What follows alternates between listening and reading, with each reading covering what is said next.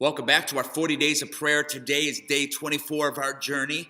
And if you look, we're in Psalms 146, and it's going to show you today is a day of praise. Psalms 46, everything about it is praise. It's recognizing who God is. And I believe that's the best way to ever begin a prayer time is by going to God in praise and worship. Why? Because praise gives us perspective. If we start off with petition, we start off with intercession, sometimes we can have an attitude of worry or anxiety or anger or whatever it is that's driving those needs. But when we start off with praise, that perspective gives us a place, almost a pace to walk through our prayer time. Listen to this. The psalmist says immediately, verse 1, let all that I am praise the Lord. In other words, I hold nothing back. Why? Verse 7, he gives justice to the oppressed, food to the hungry. He frees the prisoners. Verse 8, he opens the eyes of the blind. He lifts up those who feel weighed down. He loves the godly. He protects the foreigners amongst us. Verse 9, cares for the orphans and the widows. He frustrates the plans of the wicked. If you don't know what to pray, go line by line, starting at verse 7 and work your way through,